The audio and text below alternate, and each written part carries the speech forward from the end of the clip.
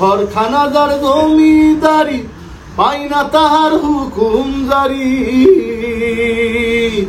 আর দেখছি মেয়েটা করে কোথা থেকে এলো, ও জাস্ট হাত দুটো এরকম তুলে আমার উপর ঝাঁপিয়ে পড়লো। অ্যাট দ্যাট ভেরি মোমেন্ট না আমার পুরো প্যারালাইজড। খুঁড়ে দুটো হাড় দিয়েছিল এবং হাড় দুটোতে নাকি রক্ত লেগেছে পুরো। আমি একদম চোখের সামনে দেখতে পেলাম যে দুটো চোখ এবং একটা কালো ছায়া ওখানটাতে দাঁড়িয়ে আছে। ঠিক আসার পর ওনাকে ওখানেই গলায় দড়িয়ে পুরো একটা মাহল এবং হু হু করে মেঘ ঢুকছে। জানি না ভিডিওতে কতটা বোঝা যাচ্ছে, বাট পুরো জায়গাটা একবারে সেই মানে ঘরের মধ্যেও মেঘে ঢুকে যাচ্ছে।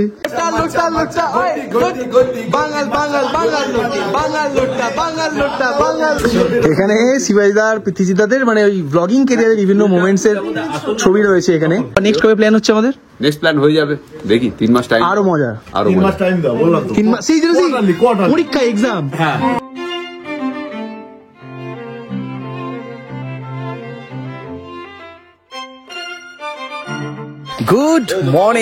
Good morning from Uttarbanga.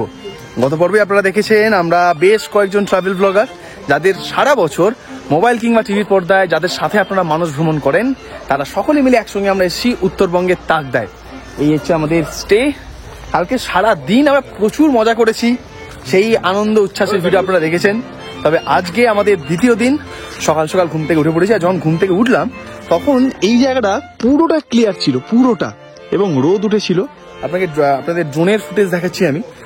পুরো রোদ ছিল এবং আরো সকালে 6টা সাড়ে 6টা নাগাদ এখান থেকে নাকি শিলিগুড়িও দেখা যায়।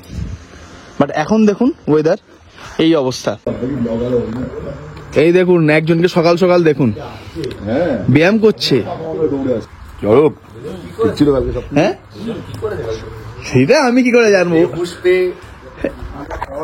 একটা ভিডিও কিছুদিন আগে ভাইরাল হয়েছিল না, দুটো বন্ধু খাওয়া দাওয়া করেছিল, তারপরে আমি আর কিছু বললাম না। আলুর সাদা তরকারি, আমরা সাদা আলুর তরকারি বলি, কিন্তু না, এটা আলুর সাদা তরকারি।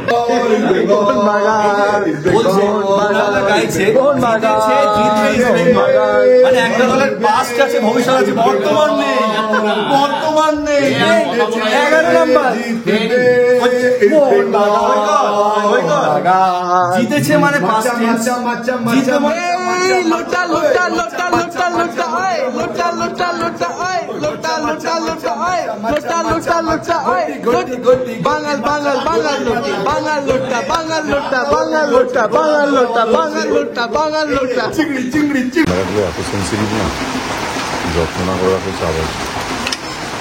পরিমাণ বাড়ছে। বাধা মানে সে আর কি বাধা, বৃষ্টি আর বৃষ্টি। সকালবেলা যখন আমরা ওই প্র্যাকটিস করছিলাম ক্রিকেট, তখন আমাদের এই ক্যাম্পিস বলটা নিচে পড়ে গেছে জঙ্গলে। এই জঙ্গলে খুঁজতে যাওয়া সম্ভব না, তো আমরা ব্রেকফাস্ট করে এসছি এখন ওই মার্কেটে বল কিনি। এখানে অর্ধেক দোকান 10:30 11টার পর খোলে, স্পোর্টসের দোকানটা খোলেনি। তো আমরা এই বৃষ্টির এখন সঙ্গে শুরু হয়েছে বৃষ্টির মধ্যে আমরা আটকে রয়েছি, কারণ নিয়ে আসিনি কোনো ছাতা। তাই দোকানের শেডের নিচে আমরা দাঁড়িয়ে রয়েছি। এখানে একটা দেখুন ব্রেড, কিরে দেখুন, একে আবার ফান্ডে মিঠির মতো দেখতে লাগছে। মিঠি, इसका नाम क्या है? कुछ नाम है? हैं? मैक्स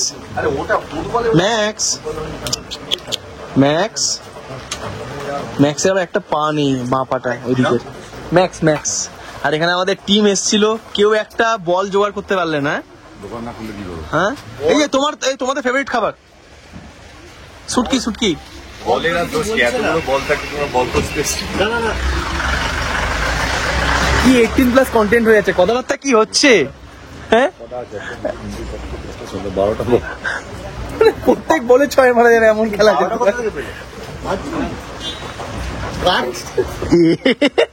অঙ্কেও বুঝতে পারছি, অঙ্কে ফেল করেছিল নাকি? অর্ধেক কন্টেন্ট আমি মনে হয় দেখাতে পারবো না আপনাদের। দেখ, আমরা এখন বৃষ্টির মধ্যে আটকে দিয়েছি। আর ওয়েদারটা দেখুন কি সুন্দর, মেঘ হয়ে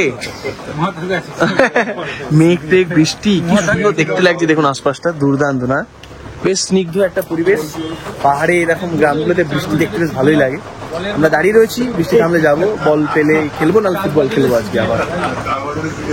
আজ কালকে তো আমাদের ফুটবল ম্যাচ ছিল, আজকে আমাদের ক্রিকেট ম্যাচ। তো সকাল থেকে ওই জন্য দেখুন প্রতিপক্ষকে প্র্যাকটিস করাচ্ছি, কারণ বাচ্চা ছেলে তো এখন কোথায় কি খেলতে পারবে না পারবে। এই দেখুন এই দেখুন এই দেখুন এরা হচ্ছে অপোনেন্ট, অপোনেন্ট হচ্ছে বাংলাদেশ। ভাই কি ভাই এখানে নিয়ম হচ্ছে, কি নিয়ম আবার কি? নিয়ম হচ্ছে এখানে মারা যাবে না। তো মারা যাবে না তো কি হয়ে যায়? তুমি তো ব্যাটেই ঠেকাতে পারছো না, মারা যাবে আবার কি? এই দেখ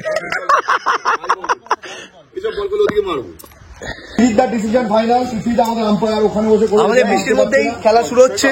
সিপাহীরা আমাদের captain loss the toss and choose ball first. কত ওভারে খেলা হবে? 6 ওভার করে। আমি কোন টিমে? আমাদের 6 ওভারে খেলা। ঠিক আছে, ড্রপ খেলা লাগে 4। ওই খুঁটিটা ওইখান থেকে ওই দিকের ওই চটি দিয়ে সোজা বাউন্ডারি করা, গালি ক্রিকেটের সব নিয়ম। গেলে 4। ওকে, এদিকে এই পাশে গেলে এ কোন টিমে? এ পাশে এই সোজা।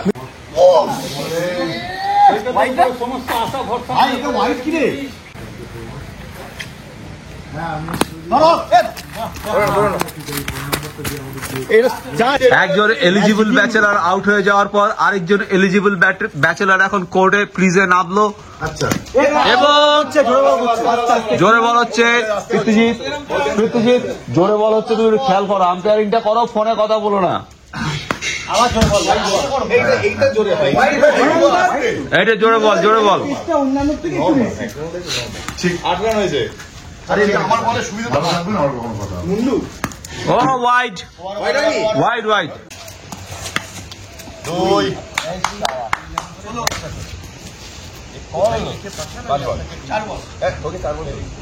3 বল খেলেছি, একবার আউট হয়েছি।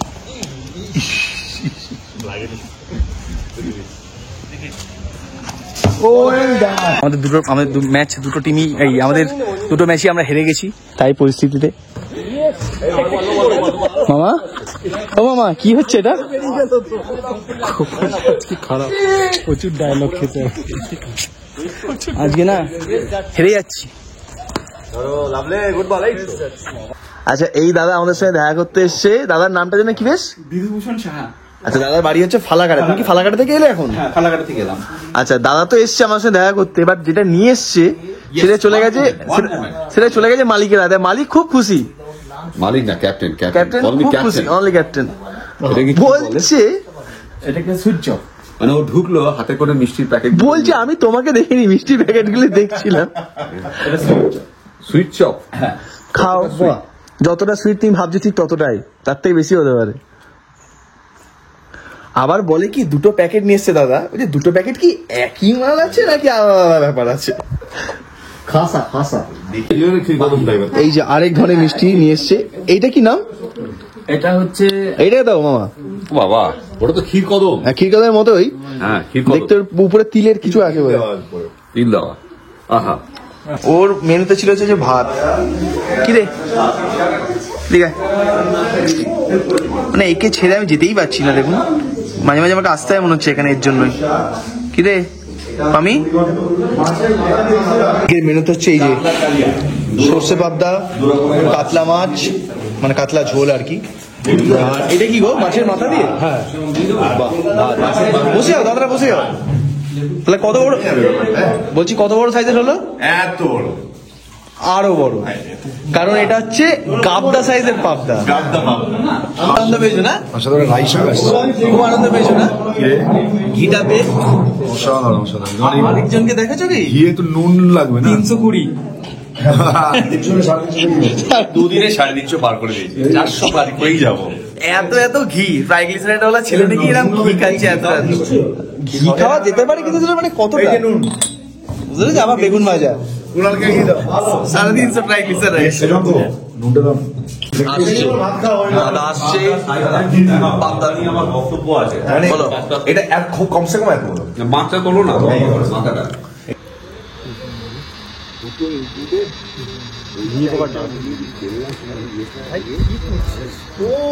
সন্ধে হতেই আমরা চলে এসেছি আমাদের আড্ডা মারার রুমে, কারণ এখন এখানে বসবে ভূতের গল্পের আড্ডা। সূচনা করবে হচ্ছে যে আপেল খাচ্ছে সে। পাবো আমরা, ভয় পাবো? একদম। দেখা যাক, অনেক গল্প হবে। আজকের থিম হচ্ছে ভূতের গল্প, ঠিক আছে? কিন্তু এখানে বলে দিই ভাই, আমাদের যারা দর্শককুল আছেন, তোমার যারা দর্শককুল আছেন, এই ব্রিটিশ বাংলো কিন্তু হন্টেড নয়। হ্যাঁ সেটা আমরা প্রমাণ পেয়ে গেছি, কাল রাতে কিছু আয়োজন হয়, মানে কিছু হয়নি। ভূতের অভিজ্ঞতা যেটা হয়েছিল সেটা আমার জীবনের একমাত্র অভিজ্ঞতা, সেটা এই কয়েকদিন আগেই হয়েছিল। যেটা ঘটেছিল সেটা এই মার্চেই বোধহয়। সেখানে গিয়েছিলাম আমার এক বন্ধু পত্নী আর তার মেয়ে, বন্ধুর মেয়ে। বন্ধু আসতে পারেনি, অমিত, তো ওরা দুজন আমার সঙ্গে এসেছিল। বাংলোটা যেরকম ব্রিটিশ বাংলো হয় সেরকমই চৌকো আকৃতির। ঢুকেই প্রথমে একটা বিরাট বড় ঘাসের লন, তারপর কাঠের বাংলো, ওপরে সেই ব্রিটিশ আমলের ছাদের স্ট্রাকচার চাল, আর ঘর রয়েছে একটা, দুটো, তিনটে, চারটে। আমার যে বেডরুমটা ছিল সেই বেডরুমটার সাইজটা অপেক্ষাকৃত ছোট, কিন্তু ওয়াশরুমটা তার থেকে বড় সাইজ। এবার প্রথম রাত আমি ঘুমাতে গেছি রাত্রিবেলা, তখন ওরা তাড়াতাড়ি খাওয়া দাওয়া দিয়ে দেয়, যারা কাজ করে তারা বলেছিল 7:30টায় ডিনার দিয়ে দেবো। তারপর আমি বোধহয় তখন 10টা বাজে আমি আমার ঘরে চলে গেলাম। এবার ওই প্রত্যেকটা রুমে যে বেড, তাতে বেড ওয়ার্মারও ছিল। তখন মার্চ মাসের কত তারিখ আমার ঠিক মনে নেই, কিন্তু ঠান্ডা ভালো ছিল। তো আমি বেড ওয়ার্মারের সুইচ অন করে দিয়েছিলাম। যা হয় এখন, খাটের উপর বসে মোবাইল খোঁজাচ্ছিলাম। হ্যাঁ, দেখছি আজকের দিনে কি কমেন্ট এসছে আমার সোশ্যাল মিডিয়া পেজে, কমেন্ট গুলো দেখছি একে একে। দেখতে দেখতে কখন কি হয়েছে আমি জানি না, মনে হলো বেশ খানিকটা সময় কেটে গেছে। বেড ল্যাম্পটা জ্বালানো ছিল সাইডে, হালকা, মানে বড় লাইট জ্বালানো ছিল না। পরে আমি সময়টা খেয়াল করেছিলাম, সেটা আমি পরেই বলছি। হঠাৎ করে দেখলাম আমার বিছানাটা একটা কুইন বেড, তার সামনে একটা ছোট্ট জায়গা মতো রয়েছে মেঝেতে, নিচে কার্পেট পাতা, তার ওপাশে দেওয়াল। ওই জায়গাটায় একটা বাচ্চা মেয়ে এবং ইউরোপিয়ান, এটুকু আমার মনে আছে। আমার স্মৃতি সাংঘাতিক ভালো, মানে আমি বিশ্বাস করি। যাই হোক, সে নাচছে, আমি খাটের উপর বসে আছি, আমি খাটের পেছন দিকে ছিলাম বসে, মানে পায়ের দিকে নয়, হেলান দিয়েছিলাম। আমি দেখছি মেয়েটা করে কোথা থেকে এলো এবং নাচছে। এরকম করে নাচে না বাচ্চারা, 5-6 বছর, 6-7 বছরের একটা বাচ্চা হবে, 5 থেকে 7 বছর, হোয়াইট। সে নাচছে, হাসছে, আমিও দেখছি তাকে অনেকক্ষণ। এরকম ঘুরছে, স্পিন করছে, হাত এরকম করে নাড়াচ্ছে, হাত করে তুলছে, যেরকম বল ড্যান্স করার সময় ঘোরে বা বলে করে, সেরকম ভাবে নানা রকম মুভমেন্ট করছে। আমি বেশ এনজয় করছি। এটা চললো, অনেকক্ষণ চলেছে, আমি দেখেছিলাম এটা চোখের সামনে হচ্ছে। হুট করে মেয়েটা, এবং একটা লাল রিবন পরা ছিল, ওটাও আমার মনে আছে, হোয়াইট ড্রেস, সেটাও মনে আছে, ফ্রক। হুট করে বাচ্চাটা লাফ দিয়ে খাটে উঠে পড়লো। আমি দেখছি ও খাটে জাম্প করে উঠলো, মানে আমার পায়ে থেকে ধরো 1-1.5 ফুট দূরে খাটের বাউন্ডারিতে। বলতে পারছি না, তখন অব্দি আমি দেখছি, এনজয় করছি, জাস্ট লাফ মেরে উঠে পড়লো খাটে। উঠে পড়ে এবার আমি এরকম করে, এরকম আধশোয়া, জাস্ট হাত দুটো এরকম তুললো, তুলে আমার উপর ঝাঁপিয়ে পড়লো, জাস্ট জাম্পড অন মি, এরকম। at that very moment মানে আমার পুরো প্যারালাইজড। আমি না পাচ্ছি কোনো কথা বলতে, আমি বলতে চাইছি আমাকে তুই ছাড়, আমাকে তুই ছাড়, মানে আমি বলতে পারছি না, মানে হাত পা কাঁপছে, কিছু হাত পাও নাড়াতে পারছি না। আমি যখন সরাবো, মানে আমার মনে হচ্ছে কেউ আমাকে পুরো আমার উপরে একটা পাথর চাপিয়ে দিয়েছে। আমি কোন রকম কোনো মুভমেন্ট করতে পারছি না, কথা বলতে চাইছি বলতে পারছি না, হাত পা নাড়াতে পারছি না, কিচ্ছু করতে পারছি না, নাথিং। মানে পুরো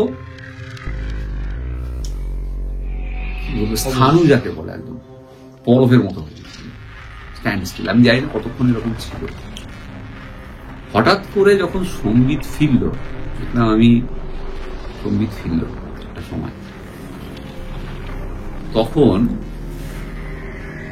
আস্তে আস্তে এরকম করে দেখলাম আমি ভাবছিলাম আমি এভাবে শুয়ে আছি, মুখটা সামনে।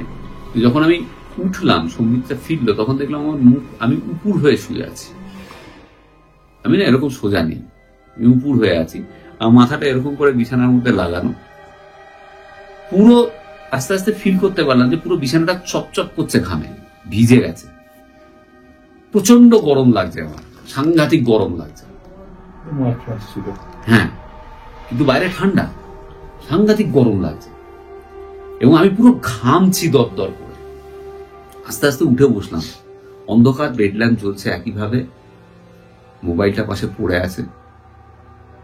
টাইম দেখলাম, রাত 1:10 বাজে সময়, ঠিক আছে না? আমি যে সময়টা বিছানায় উঠেছিলাম সেটা 10টা, 10:15। তো এই সময়টা হচ্ছে 1:10। এই হচ্ছে ঘটনা। তারপর আমি জল খেলাম, উঠলাম, তানিয়াদের আর ডাকিনি, ওরা ঘুমাচ্ছে, এত কথা বলিনি, পরের দিন সকালে বলেছিলাম। তো এই হচ্ছে আমার জীবনের মানে একটা অদ্ভুত অভিজ্ঞতা, যার ব্যাখ্যা আমি পরে নিজেই করেছিলাম।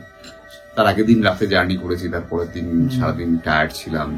রাত্রিবেলায় বেড ওয়ার্মারটা হচ্ছে সবচেয়ে বড় কারণ। আমি হয়তো ক্লান্তিতে ঘুমিয়ে পড়েছিলাম, এবার বেড ওয়ার্মারটা এতটাই গরম করে দিয়েছিল বিছানাটাকে, এবং আমার হাফ অব্দি লেপ মোড়া ছিল।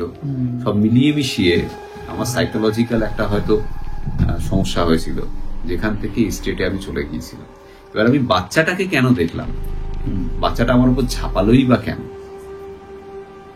এটা প্রশ্ন, যার কোনো উত্তর সদুত্তর আমার নেই। হয়তো এই স্বপ্নটা দেখার পেছনে, আমি এটাকে স্বপ্ন বলেই কনসিডার করি এখনো অব্দি, তাই, যেহেতু আমি এগুলোতে এখনো অব্দি বিশ্বাস করি না। কিন্তু কেন বাচ্চাটাকেই দেখলাম, তার কোনো সদুত্তর নেই। পরের দিন আমি যখন জিজ্ঞেস করলাম ওই কুকপাল, ওরা অদ্ভুত ভাবে হাসলো, আপনি কে দেখা, এরকম এরকম হলো, একটা বাচ্চা মেয়ে এলো, कुछ किया नहीं ना, वो कुछ करता नहीं है। हाँ, वो कुछ करता नहीं है, ठीक है, वो भूल जाइए आप, वो ठीक है, कुछ नहीं है। যে ঘটনাটা শুরু হচ্ছে সেই সময় দেখা যাচ্ছে যে বেশ কিছু দিন পর পর এক একটা করে ঘটনা ঘটে। কিরকম ঘটনা, যে যেমন কোনোদিন দেখা গেল যে একটা জায়গায় ভাত রাখা আছে, সেখান থেকে কিছুটা ভাত কেউ যেন তুলে নিচ্ছে। মামার বড় ফ্যামিলি ছিল, মানে মামা। তাও কত সালের ঘটনা? যেহেতু মায়ের ঘটনা বলছি, এটা মায়ের ঘটনা বলছি, তার কারণ মা তখন 9-এ পড়ে। তো এরকম বেশ কিছু ঘটনা পরপর ঘটতে থাকে। একবার দেখা যায় যে এরকম একটা আড়াত বলে একটা অনুষ্ঠান হয়, যেদিন রান্না করতে রান্না পুজো হয় এরকম। তা আগের দিন গ্রামের কিছু লোক এসে বাড়িতে এসে ওই সবজি টবজি কেটে দিয়ে যায় তারা বাড়িতে, আর সেই সবজিগুলো কেটে একটা জায়গায় স্টোর করা হয়। তারপরের দিন রান্না হয়, তারপরের দিন আর রান্না করতে নেই, রান্না খাওয়াটা বাসি রান্না খাওয়া। দেখা গেল যে ওই রকম সবজি একটা জায়গায় কাটা আছে, সেখান থেকে হঠাৎ মাঝখান থেকে অনেকটা সবজি কেউ যেন তুলে নিয়ে হাঁড়ি, মানে রান্নার যে হাঁড়ি, সেটা হঠাৎ পিছনে একটা বাঁশ ঝাড় আছে, পিছনে বাড়ির পিছনের দিকে একটা বাঁশের ঝাড় আছে, সেখানে গিয়ে একটা বাঁশের একটা ডাল কাটা আছে, তার মধ্যে হাঁড়িটা ওখানে মানে সেই হাঁড়ির ভিতরের দিকটা ওর মধ্যে ঢোকানো আছে। হাঁড়ি ভেতরে কিছু নেই, ফাঁকা, মানে সবই প্রায় খাওয়া দাওয়া কেন্দ্রিক আছে, যেটা যতটা বোঝা গেল। এরকম ঘটনা ঘটছে।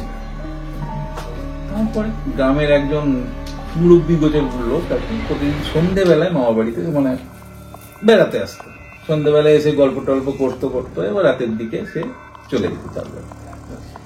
সে একদিন বললো, দেখ জিনিসটা কিন্তু ভালো ঠেকছে, এরকম ঘটনা ঘটছে। এবার দাদু মাঝে মাঝে শনিবারে আসে, সেও চিন্তায় থাকে, বাড়িতে এরকম ঘটনা ঘটছে, কি করা যায় প্রচুর চিন্তা। এও চিন্তাটা ঢুকিয়ে দিচ্ছে বাড়ির লোকগুলোতে, যে ভালো ঠেকছে না, কি করা যায়। তখন ঠিক হলো যে সবাই একটু ভাবতো, তখনকার দিনে কি সবাই প্রথমেই ভাবে, এখন যেমন প্রথমেই ভাবে যে না একে ডাক্তার দেখাতে হবে, তখনকার দিনে প্রথমেই যেটা ভাবে সেটা হচ্ছে ভয়ঙ্কর কিছু একটা দোষ টাইপের, ভুতুড়ে কোনো কার্যকলাপ, এরকম ভেবে নেই।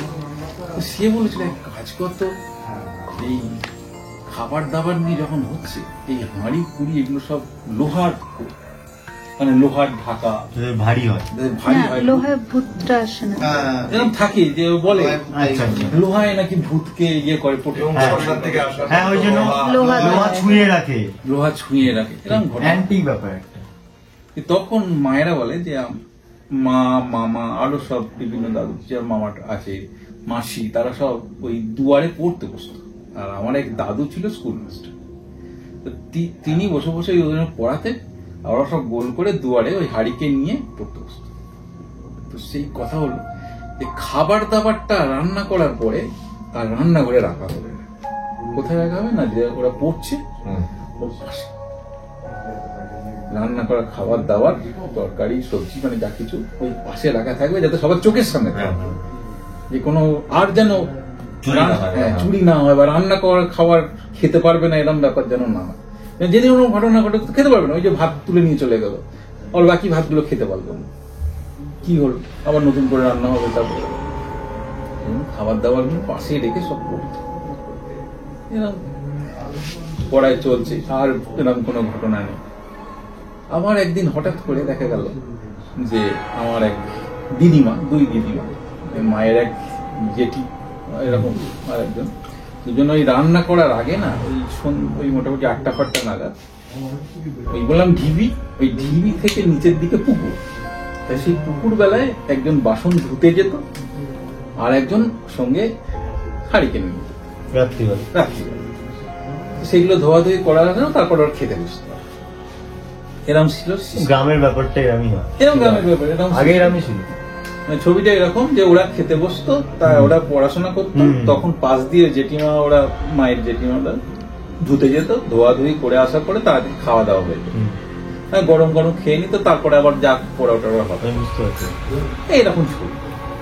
তো সেই দিন কি হয়, একটা দিন হয়েছে বাসন ধুতে গেছি, গিয়ে হঠাৎ ও একজন দাঁড়িয়ে আছে গাড়িকে নিয়ে, আরেকজন বাসনটা ধুচ্ছে, তখন থেকে ঠং ঠং ঠং ঠং করে শব্দ দেখে ওই খাবারের যে ঢাকাটা ছিল, সেই ঢাকাটা না এরকম সেই পয়সা যেমন ঘুরিয়ে যায় তেমন ভাবে ঘোরাতে ঘোরাতে আসছে।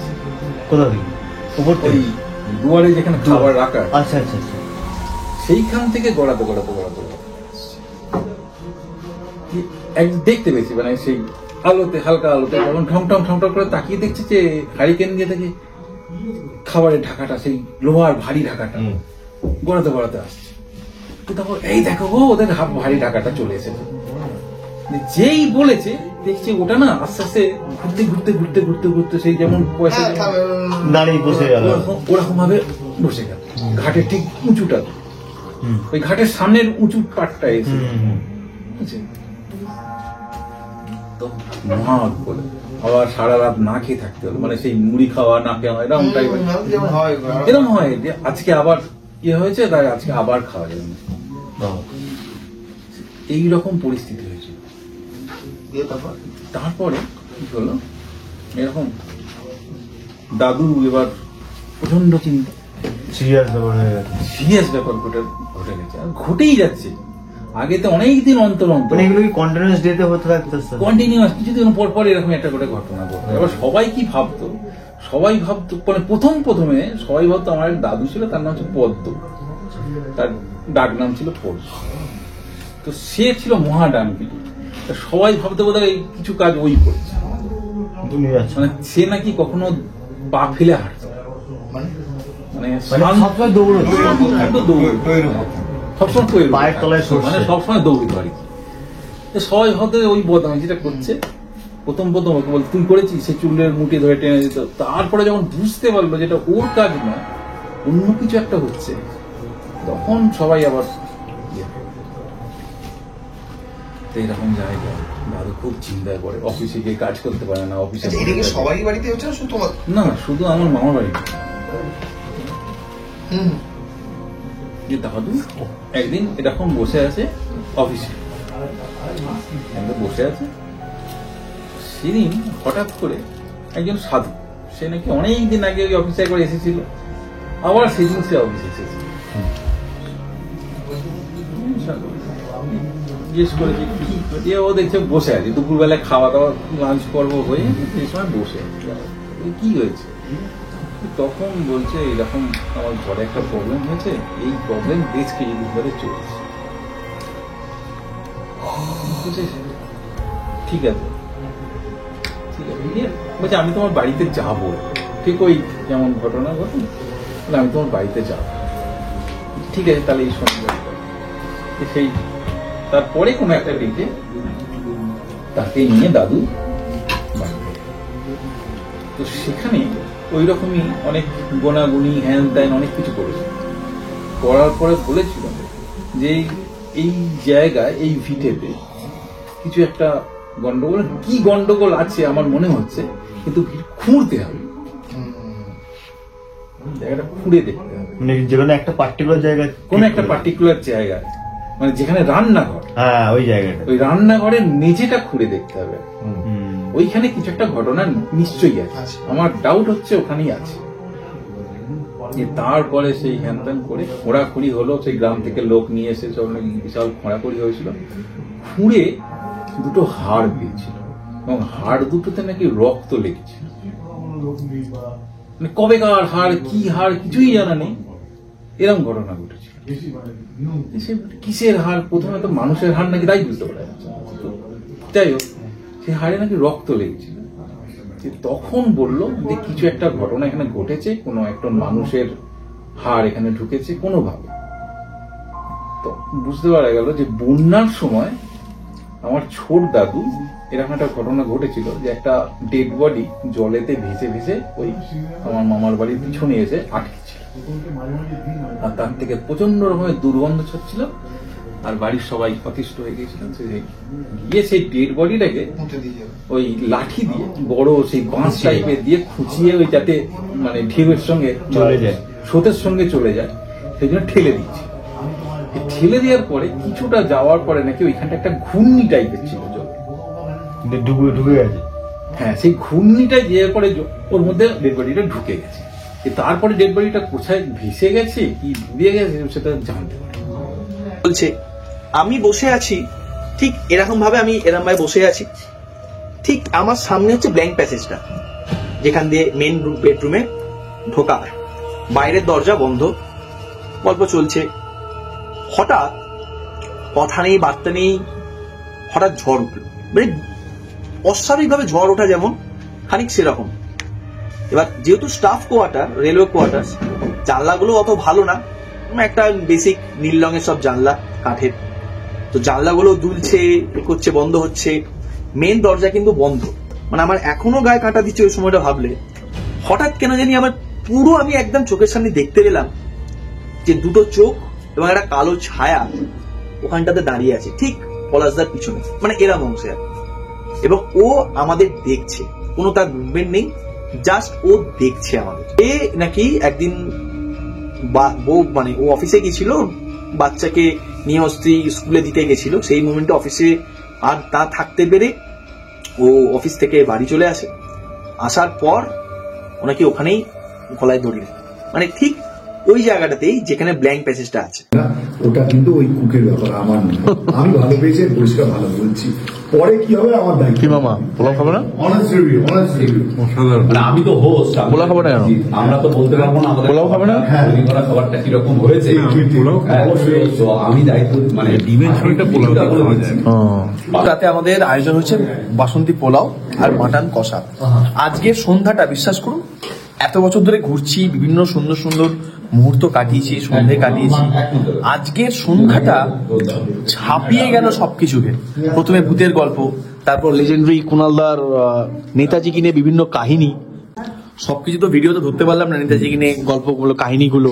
একটা জিনিস মন থেকে বলবো ছোট ভাই হিসাবে, মানে খুব মনটা শান্ত এবং মনটা অনেক ভারাক্রান্ত হয়ে গেল গল্প কাহিনীগুলো শুনে, যেগুলো কিন্তু আমি জানার কথাই নয়, সেগুলো শুনলাম আজকে। থ্যাংক ইউ, মানে এই থ্যাংক ইউটা না দিলে হয়তো মানে আমাদের খুব কষ্ট লাগছিল। ভারতবর্ষের আমি মনে করি সেরা বিপ্লবী যিনি ছিলেন, তার মতন ব্রিলিয়েন্ট, পড়াশোনায় এত ব্রিলিয়েন্ট কেউ ছিলেন না ভারতবর্ষের কেন, পৃথিবীরও বলতে পারবো। আমি নাম বলি, নামটা বলিনি। আচ্ছা আচ্ছা, সরি। এই লোকটার নাম ছিলেন অরবিন্দ ঘোষ। একদম। সেই লোকটা শেষ জীবনে সন্ন্যাসী হয়ে গিয়েছিলেন। সেই মানুষটা তার সমস্ত জীবনটা সন্ন্যাসে দিয়ে দিয়েছিলেন, এমনকি ভারত স্বাধীন হওয়ার আগেই দিয়েছিলেন। ওই সুভাষচন্দ্রের ক্ষোভ ছিল এটা নিয়ে। উনি বলেছিলেন, যেখানে বিপ্লব চরম পর্যায়ে রয়েছে, দেশ যেখানে আজও পরাধীন, সেখানে সন্ন্যাস মানায় না। কিন্তু আমি আজকে কথাটা বলছি, অনেক কথা অনেক, কিন্তু আমি বলবো আমার শ্রী অরবিন্দের, ঋষি অরবিন্দের আর কোনো রাস্তা ছিল না সেই সময়, কারণ যেটা আলিপুর বোমা মামলা যে ঘটনা ঘটেছিল, ওকে বলি রাষ্ট্র দুটো যদি না যেত এখান থেকে। কিন্তু 1967 সালে সুভাষচন্দ্র এই পশ্চিমবঙ্গে এসেছিলেন, চন্দননগরে ছিলেন প্রবর্তকে এটা অনেকেই জানেন না, একটা ঘর আছে, আজও তোরা জাস্ট দেখতে পাবি, মতিলাল রায় ঋষি অরবিন্দকে ওই ঘরে একদিন স্থান দিয়েছিলেন।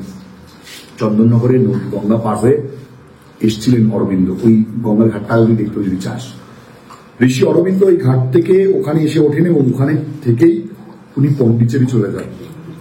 ওটাই শেষ ছিল ওনার বিপ্লব জীবন। সুভাষচন্দ্র ওই ঘরে যখন ঢুকেছিলেন, উনি ঢুকে একবার ওনার ছবির সামনে দাঁড়িয়েছিলেন, দাঁড়িয়ে বলেছিলেন, এবং সেটা বলেছিলেন মমতা দিয়ে আমাকে, ওনার ছবি দিকে তাকিয়ে বলেছিলেন, তুমি আবারও আমাকে তোমার সামনে এসে দাঁড় করাবে। এটা উনি ওনাকে বলেছিলেন। অ্যাকচুয়ালি উনি ওনাকে ভীষণ সম্মান মানতেন, এবং ওই জায়গা দাঁড়িয়ে ওনার ছবির সামনে দাঁড়িয়ে থাকাটা ওনার কাছে একটু প্রবলেম হয়েছিল, কারণ উনি ওনার নীতি আদর্শ দিক থেকে কোনোদিনও সরতে পারেননি না। ভারতবর্ষের 3 জন ভগবান উপনীত হয়েছেন বলে আমার মনে হয়। একজন হচ্ছেন চৈতন্যদেব, তিনিও মানুষ ছিলেন, শ্রী রামকৃষ্ণ, আরেকজন সুভাষচন্দ্র। কিন্তু এরা কেউ ভগবান, এরা সবাই মানুষ। স্বামী বিবেকানন্দকে আমরা ধরতে আমি বিবেকানন্দকে ধরি না, কারণ বিবেকানন্দ ছিলেন এমন একজন ব্যক্তিত্ব যিনি এই সমস্ত কিছুর সঙ্গে আমাদের পরিচয় করিয়েছিলেন, শিখিয়েছিলেন। আমি বিলিভ করি বিবেকানন্দ আর রামকৃষ্ণ যদি বাংলাতে না আসতো, গোটা ভারতবর্ষে আমরা পিছিয়ে যেতাম, আধ্যাত্মিকতার এই লেভেল ছুতে পারতাম না, আমরা গোড়া হয়ে যেতাম, আমরা ধর্মে ডুবে যেতাম।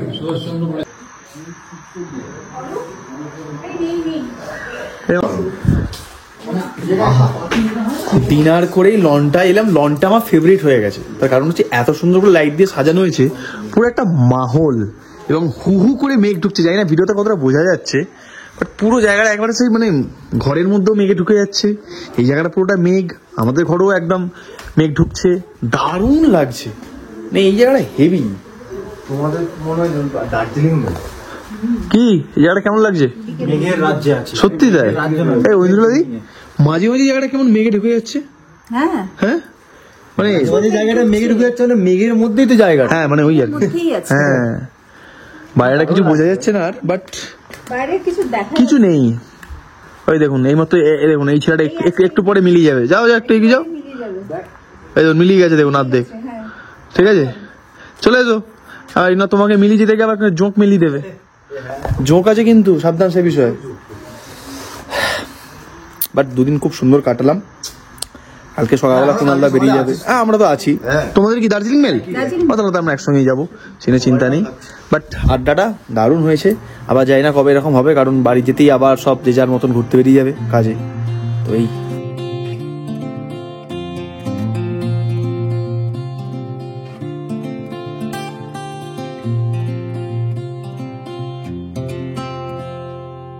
আমি পাই না জমিদারের দেখা, আমি পাই না জমিদারের দেখা, মনের দুঃখ কারে কই, আমি তো সে ঘরের মালিক নই। গতকালের এপিসোড দেখেছেন, মোটামুটি জেনেই গেছেন আমরা কোথায় এসেছি এবারে পিকনিক করতে। শিবাজি দাদা যে তাকদায় যে নতুন ফার্স্ট প্রপার্টি যেটা লিজে নিয়েছে, সেই বাংলোতে আমরা এসেছি পিকনিক করতে। তো আজকের এপিসোড সকাল থেকে দেখেছেন যে আমরা ক্রিকেট খেলেছি। কমেন্ট সেকশনে আগের দিন প্রচুর মানুষ লিখেছেন যে দাদা কোথায় গিয়েছেন, একটা অ্যাড্রেসটা দিন, হোমস্টেটার নাম বলুন। তো সেটার ভার দিয়েছি যে মালিক তাকে। পরের জায়গা, পরের জমিন, হ্যাঁ, ঘর বানায় রয়েছেন। অ্যাড্রেসটা ডিটেলসটা একটু দিয়ে দিন। এটা ব্রিটিশ বাংলো, একটা 6 নম্বর ব্রিটিশ বাংলো তাকদায় এরকম বোধহয় 26টা বাংলো রয়েছে, তার মধ্যে একটা আমরা 3 বছরের জন্য লিজ নিয়েছি। আমি পৃথিত আছি, তার সঙ্গে আমাদের আরো 2 বন্ধু আছে। তো সব মিলিয়ে মিশিয়ে দারুণ সুন্দর একটা ছুটি কাটানোর জায়গা বলেই আমাদের মনে হয়। আপনারা যারা এখানে আসবেন বলে প্ল্যান করছেন, তারা আশেপাশে অনেক জায়গায় দেখতে পারেন। এখানে থেকে লামাহাটা ঘুরে আসতে পারেন, এখানে থেকে সিটংও চলে যেতে পারেন। তিনচুলে তো পাশেই, একদম কুম্বাধারা পাশেই। দার্জিলিংও কাছে। হ্যাঁ, দার্জিলিংও কাছে। ডে ট্রিপ দার্জিলিং করা যেতেই পারে।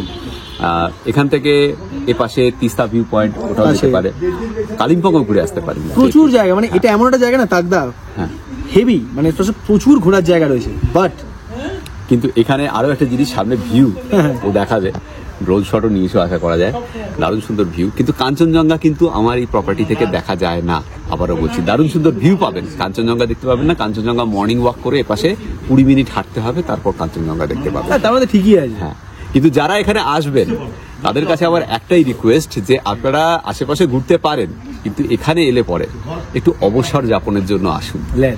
একদম ল্যাড মোড অন করে পরিবার নিয়ে, বন্ধু বান্ধব নিয়ে আসুন, বাচ্চাদেরকে এই লনে ছেড়ে দিন, তারা নিজেদের মতো সময় কাটাক। এখানে প্রচুর ফুল গাছ, পাখি রয়েছে, বাচ্চারা অনেক কিছু শিখবে, আনন্দ করে কাটাবে। আর আপনারা মোবাইল বন্ধ করে বই নিয়ে আসুন, এখানে সারাদিন কাটান, বই পড়ুন, গান শুনুন, প্রাণের মানুষকে নিয়ে আসুন, তার সঙ্গে সময় কাটান। আর মেঘেদের সঙ্গে খেলাটা তো জমবে অবশ্যই। তোমার টোটাল কটা রুম আছে? হ্যাঁ, এখানে টোটাল 7টা রুম। এই যে বাংলোটা, এর মধ্যে আছে 4টে রুম, এ পাশে 2টো, ও পাশে 2টো, মানে যেগুলোতে আমরা ছিলাম, যেগুলো তো তোমরা ছিলে। আর ওই উপরের সেকশনটা ওটা নতুন, ওখানে ওয়াল টু ওয়াল উডেন ফিনিশের 3টে রুম। আচ্ছা, ধরুন শিবাজিদার হোমস্টেতে এলে আপনি খাওয়া দাওয়া পাবেন, ভালো থাকা পাবেন, আনন্দ পাবেন, মেঘ পাবেন, বৃষ্টি পাবেন, শুধু তা কিন্তু নয়, পাবেন আরো একটা দুর্লভ জিনিস, সেটা হচ্ছে ডাইনোসরের ডাক। ডাইনোসর সিনেমাতে মনে আছে সেই টিরেক্স ডাকতো কিরম ভাবে? এই দেখুন ডাইনোসর ডাকছে, আরেকবার ডাক তাড়াতাড়ি, ভিডিওটা বড় হয়ে যাচ্ছে, তাড়াতাড়ি ডাক একবার। 3 বলবো, 1 দেখুন গৌড়াই কেমন ভয় পেয়ে গেছে মনে হচ্ছে। 3 কি সুন্দর গরুকে কথা বলতে শিখেছে গো। বলছি এখানে যারা আছে, যাদের স্পন্ডালাইটিস এর সমস্যা, তাদের জন্য শক থেরাপিও দেওয়ার ব্যবস্থা আছে। এবং গরুটাকে দেখো, মুখটা দেখে মনে হচ্ছে নেপালি নেপালি, দেখো বলছে হ্যাঁ সবজি বলিয়ে ঘি লাগেগা।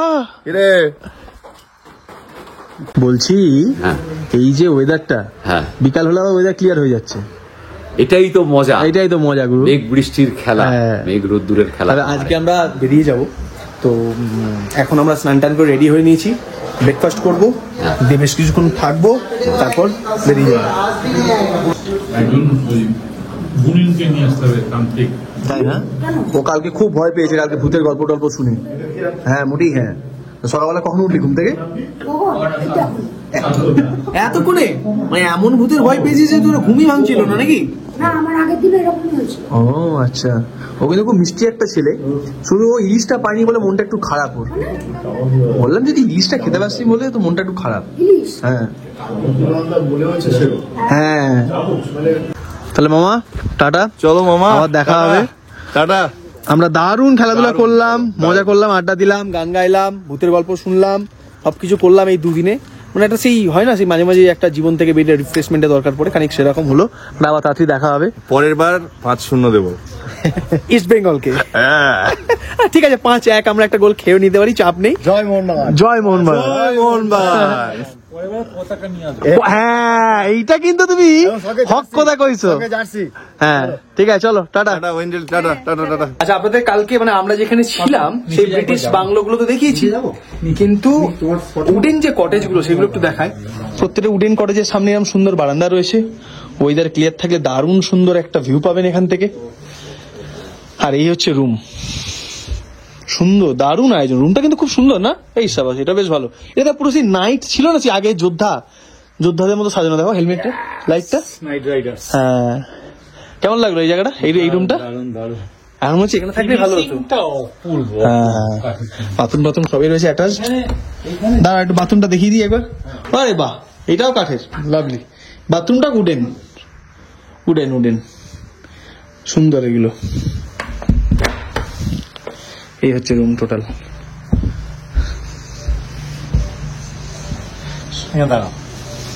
লাস্টে বেঁচে রয়েছে আমি, অনিন্দিতা বলছি, পলাশ দা আর অরূপ দা, তিনজন আমরা এখন ঘুরতে যাচ্ছি, আমরা এমনি হাঁটতেই যাচ্ছি আর বেসিক্যালি। 3টে বেঁচে রয়েছে, আমরা একটু পর বেরিয়ে যাবো। আর উইন্দিতা দিরাও রয়েছে, ওরা ছবি টবি তুলছে। এবার আমরা একটু গ্রামটা একটু ঘুরে দেখি, তারপর দুগুলো খাওয়া দাওয়া করে আমরাও এই জায়গাকে বিদায় জানাবো। এই জায়গাটা দেখুন কি সুন্দর লাগছে, দেখুন এই জায়গাটা কি সুন্দর। দেখুন ওই জনবসতি ছেড়ে একটু এগিয়েছি, জঙ্গল স্টার্ট হয়েছে এখানে। আর আমি আর পলাশদার অরূপদার রয়েছে। গাড়িটা কেমন সুন্দর লাগছে না, পুরো অ্যাস্থেটিক ছবির মতন। দেখি কি তুললে দেখি, লাইটটা বাড়াই। এই দেখুন, উফ হেভি লাগছে এটা দেখতে, সেই পুরনো ব্রিটিশদের একটা ব্যাপার, হেভি লাগছে দেখতে। আর একদিন কত বড় বড় অ্যান্টেনাগুলো দেখেছি আমাদের গ্রামের বাড়িতে এখনো আছে, বড় বড় অ্যান্টেনা, এগুলো আগে ব্যবহার হতো। কি করছো এটা? এই দেখো, এটা হচ্ছে বাঁশ গাছ, হুম, পাহাড়ি বাঁশ গাছ। তখন আমরা আমাদের দেশে এরকম বাঁশ গাছের এই জিনিসটা খেতাম, এই যে এই উপরেরটা, এই ভিতরে যে নরম অংশটা, হ্যাঁ সে মাটনের নাল্লির মতন, একদম অসাধারণ বাঁশের নাল্লি। সেইটা খেয়ে দেখো কেমন লাগে। দাও, এটা আছে কি?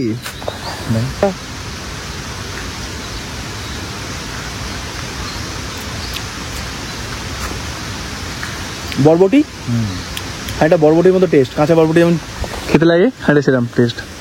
এগুলো কি খেয়ে এটা তো খাওয়া যায় নাকি? না, সংসারী মানুষ হলে সোয়েটার কিনতে হয়, আর ব্যাচেলার মানুষ হলে চা কিনতে হয়। না না, পিছনের জনকে বাদ, এই যে সামনের জন। আমি এই তো, আমি কফি খেতে যাবো এখন। তুই কি তাহলে? আমি কফি খেতে যাবো এখন। কি আবার কি ব্যাচেলারই বললি? উদাহরণ দিয়ে দিয়েছি, উদাহরণের মাঝখানে আমার কোনো ব্যতিক্রম হবে না। এত কি করে জানবে? হ্যাঁ, আরে আমার বয়স কত না, 100+। তুই তো পৃথিবীতে ডায়লগ দিচ্ছিস। কুম্ভে গিয়ে বলেছিলাম আমি আগের জন্ম এসেছিলাম, ওই জন্য এই জন্মে স্নান করলাম না। নামছি। আমরা এখন আবার বাজারে এসেছি, উদ্দেশ্য হচ্ছে কফি খাওয়া, কিন্তু কফির দোকান খুঁজে পাচ্ছি না, খোঁজার চলছে। পেয়েছি আমরা ডিকে বলে একটা ক্যাফে আছে, এখানে ভালো কফি পাওয়া যায়। এখানে আমরা একটা রেস্তোরাঁতে এসেছি। কি খেতে এসেছি আমরা এখানে? মনোজদা, কি খেতে এসেছি আমরা এখানে? আমরা কফি। আর ও খাবে হচ্ছে মোমো নালে ম্যাগি, আর আমরা খাবো কফি। কাল রাত অব্দি এই টেবিলটা ভর্তি ছিল, বাট এখন শুধু এই টেবিলটাই ভর্তি আছে। তার কারণ হচ্ছে এই কি খাচ্ছিস এখন? ভাড্ডাল খাচ্ছি। ভাড্ডাল? আচ্ছা, ভাড্ডাল খাও। আমরা এই ভাত, ডাল, আলু ভাজা, মাছ আছে দেখলাম, খেয়ে বেরিয়ে যাবো। ডালের মধ্যে হালকা ছোট ছোট চিংড়ি দেওয়া হয়েছে। চিংড়ি? সত্যিকারের আছে চিংড়ি আছে? মামা বলো, তাহলে আমরা এবার আসি। মুখে অনেক দুঃখ চেপে রেখে তোমাদেরকে বিদায় দিতে হচ্ছে, কিন্তু কিছু করার নেই। আবার তাড়াতাড়ি আমরা পুজোয়, নিশ্চয়ই পুজোর পর দেখা হবে। একদম জমিয়ে সুস্থ হয়ে যাও একদম। তখন ঠিক আছে, পরের বার তাহলে তুমি আমাদের কমেন্ট্রি ছেড়ে এবার আমাদের মাঠে নাও। একদম। তাই তো বাবা? আমরা চাই একদম। তাহলে কমেন্টারের দায়িত্ব অন্য কাউকে নিতে হবে। অন্য কাউকে আমরা ভাড়া করে নিয়ে আসবো কমেন্ট্রিটা, দরকার হলে। প্রথমবার কমেন্ট্রি করে আমি কি ভালো করে, মানে ভালো লাগলো ব্যাপারটা? এটা আমার জীবনের প্রথম কমেন্ট্রি ছিল। দর্শক আপনারা শুনেছেন তো কমেন্ট্রিটা? আপনারাই আমরা তো মজেই গেছিলাম, আমরা তো কমেন্ট্রি তেজেই আরো খেলছিলাম। ঠিক আছে, চলো তাড়াতাড়ি সুস্থ হয়ে যাও, দেখা হচ্ছে। এখানে শিবাজদার, পৃথ্বীদাদের মানে ওই ব্লগিং ক্যারিয়ারের বিভিন্ন মোমেন্টস এর ছবি রয়েছে এখানে। আর এখানে কুমড়িদা, না নকল এটা, হ্যাঁ এটা কিনতে পাওয়া যায় তো। এখানে ফুল দিয়ে দিয়েছি। আচ্ছা, আমরা এবার বেরোচ্ছি ফাইনালি। চলো টাটা অর্পণ, টাটা। তাহলে আবার নেক্সট কবে প্ল্যান হচ্ছে আমাদের? নেক্সট প্ল্যান হয়ে যাবে, দেখি 3 মাস টাইম, আরো মজা। 3 মাস টাইম দাও, বললাম তো। 3 মাস পরীক্ষা, এক্সাম। কোয়ার্টারলি। ঠিক আছে, চলো টাটা। এরপরে হ্যাঁ, থ্যাংক ইউ দাদা এত সুন্দর করে খাওয়ানোর জন্য। আমি সব থেকে বেশি মিস করবো যাকে পামি। হাই মা, ভালো থাকিস। মুখটা এতটা মায়াবী না, দেখুন চোখগুলো দেখুন। সোনা ভালো থাকিস, আবার দেখা হবে। টাটা বলে দে একবার। টাটা। তোমরা কবে ফিরছো? 10 তারিখ না 11 তারিখ? না, আমরা 12 তারিখ। 12 তারিখ। ঠিক আছে, সুন্দর করে সাজাও তোমার এই প্রথম সন্তান বা প্রথম কন্যাকে। এরপর আরেকটা প্রপার্টিতে যাব, সেটাও আমাদের কালিম্পং এ। সেখান আচ্ছা। থেকে 2 দিন থেকে তারপর ওইটা কি আমরা কি পরের বার কালিম্পং এ মাঠ ফাট আছে? হ্যাঁ, হ্যালো, ব্যাস। ওটা অর্কিড গার্ডেন, ঠিক আছে, গার্ডেনটা আমরা খেলে নেব। গার্ডেন, হ্যাঁ পুরো। টাটা, আমরা বেরিয়ে যাচ্ছি। তুই থাকবি তো এখানে? হ্যাঁ, থাকবো তো। যা, চলিয়ে আমাদের এখানে